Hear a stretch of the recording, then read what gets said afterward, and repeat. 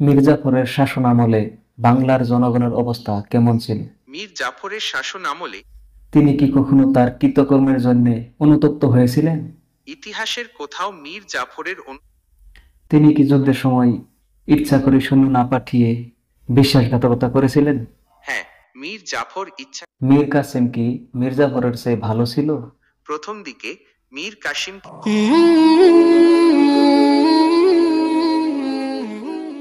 ইতিহাসের এক নাম যাকে বিশ্বাসঘাতকতার প্রতীক হিসাবে মনে রাখা হয়, তিনি মির্জাফর। নবাব সিরাজউদ্দৌলার সেনাপতি ছিলেন তিনি।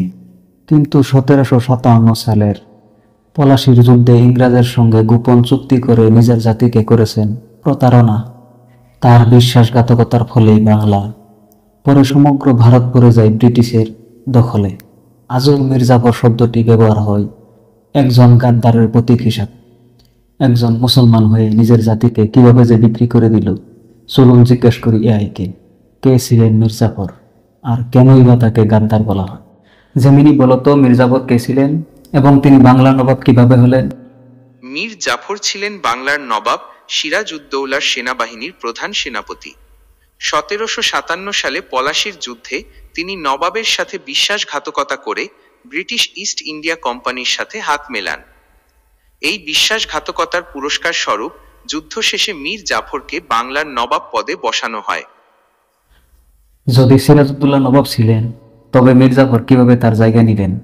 পলাশীর যুদ্ধে মীর জাফরের বিশ্বাসঘাতকতার কারণে সিরাজউদ্দৌলা পরাজিত হন। এই যুদ্ধে জয়লাভের পর ইংরেজরা মীর জাফরকে বাংলার নবাব হিসেবে ঘোষণা করে। মির্জাফর কি সত্যি সিরাজউদ্দৌলাকে বিশ্বাসঘাতকতা করেছেন? হ্যাঁ, মীর জাফর সিরাজউদ্দৌলার সাথে বিশ্বাসঘাতকতা করেছিলেন। পলাশীর যুদ্ধে তিনি নবাবের পক্ষে যুদ্ধ না করে নীরব দর্শকের ভূমিকা পালন করেন। এই বিশ্বাসঘাতকতার কারণেই সিরাজউদ্দৌলার পরাজয় ঘটে এবং মীর জাফর বাংলার নবাব হন। তিনি ব্রিটিশদের সাথে কিভাবে যোগদান স্থাপন করেছিলেন? পলাশীর যুদ্ধের আগে মীর জাফর ইস্ট ইন্ডিয়া কোম্পানির সাথে গোপন আতাত করেন। তিনি কোম্পানির কর্মকর্তাদের সাথে দেখা করেন এবং নবাবের বিরুদ্ধে ষড়যন্ত্রে লিপ্ত হন। এই ষড়যন্ত্রের অংশ হিসেবে তিনি যুদ্ধে নবাবকে সাহায্য না করার প্রতিশ্রুতি দেন। পলাশীর যুদ্ধের সময় মির্জাফরের ভূমিকা কি ছিল? পলাশীর যুদ্ধে মীর জাফরের ভূমিকা ছিল অত্যন্ত গুরুত্বপূর্ণ। তিনি ছিলেন নবাব সিরাজউদ্দৌলার প্রধান সেনাপতি, কিন্তু যুদ্ধের সময় তিনি তার সৈন্যবাহিনী নিয়ে নীরব দর্শকের মতো দাঁড়িয়ে থাকেন। তার এই নিষ্ক্রিয়তার কারণেই নবাবের পরাজয় ঘটে।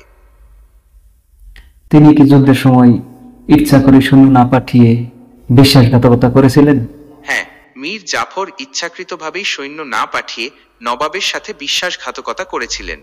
তিনি আগে থেকেই ইংরেজদের সাথে ষড়যন্ত্রে লিপ্ত ছিলেন এবং যুদ্ধের সময় তিনি তার সৈন্যবাহিনীকে নিষ্ক্রিয় রেখেছিলেন।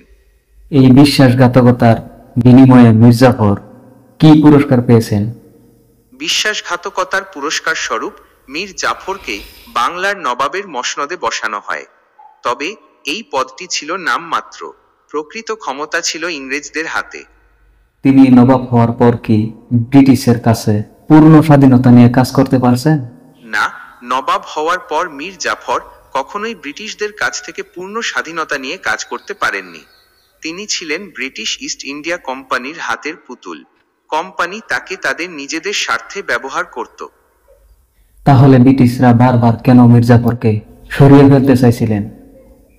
ব্রিটিশরা মীর জাফরকে ক্ষমতায় বসালেও তারা তাকে পুরোপুরি বিশ্বাস করত না। মীর জাফর তাদের প্রত্যাশা অনুযায়ী কাজ করতে পারছিলেন না এবং কোম্পানির আর্থিক চাহিদা পূরণে ব্যর্থ হচ্ছিলেন। মির্জাফরের জায়গায় মীর কাসেম কেন এলেন? British East India Company Mir জাফরকে তাদের হাতের পুতুল হিসেবে ব্যবহার করতে চেয়েছিল, কিন্তু মীর জাফর তাদের প্রত্যাশা পূরণ করতে ব্যর্থ হন।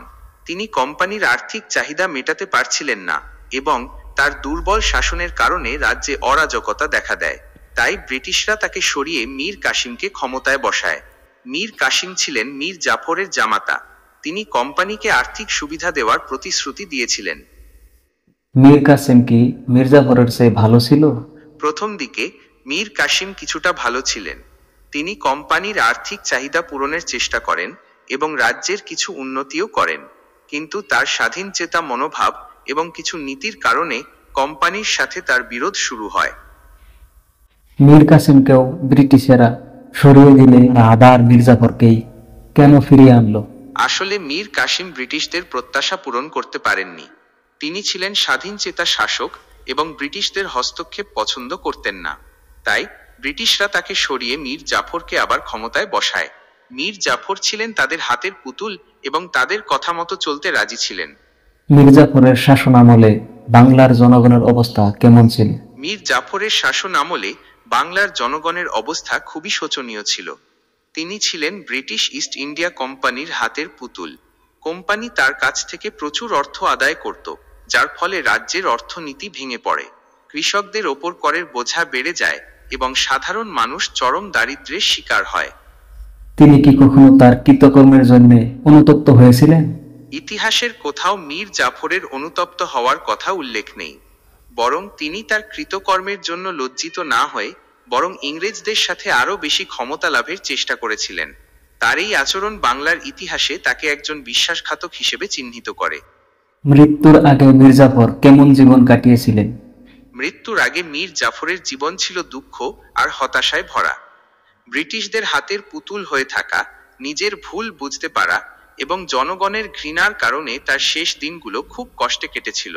1765 সালের 5ই ফেব্রুয়ারি তিনি মারা যান। আজকের প্রজন্মে কেন মীর জাফরের নামকে বিশ্বাসঘাতকের প্রতীক হিসেবে দেখে? মীর জাফর বাংলার শেষ স্বাধীন নবাব সিরাজ উদ্দৌলার সাথে বিশ্বাসঘাতকতা করেছিলেন। পলাশীর যুদ্ধে তার বিশ্বাসঘাতকতার কারণেই সিরাজ উদ্দৌলার পরাজয় ঘটে এবং ব্রিটিশ শাসনের পথ প্রশস্ত হয়। এই কারণে মীর জাফরকে বিশ্বাসঘাতকতার প্রতীক হিসেবে দেখা হয়। একজন মীর জাফর ইতিহাস বদলে দিতে পারে, কিন্তু বিশ্বাসঘাতকতার দাগ কখনো মুছে না। আজকের সমাজেও নতুন মীর জাফর জন্ম নিচ্ছে, যারা নিজের স্বার্থে জাতিকে বিকিয়ে দিচ্ছে। তাই ইতিহাস শুধু পড়ার জন্য নয়, বরং শিখার জন্য। যদি আপনি চান সত্য উন্মোদন হোক, তাহলে এই ভিডিওটি শেয়ার করুন।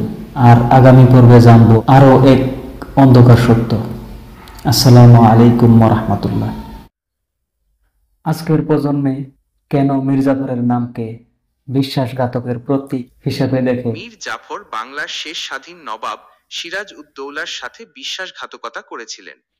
পলাশীর যুদ্ধে তার বিশ্বাসঘাতকতার কারণেই সিরাজ উদ্দৌলার পরাজয় ঘটে এবং ব্রিটিশ শাসনের পথ প্রশস্ত হয়। এই কারণে মীর জাফরকে বিশ্বাসঘাতকতার প্রতীক হিসেবে দেখা হয়।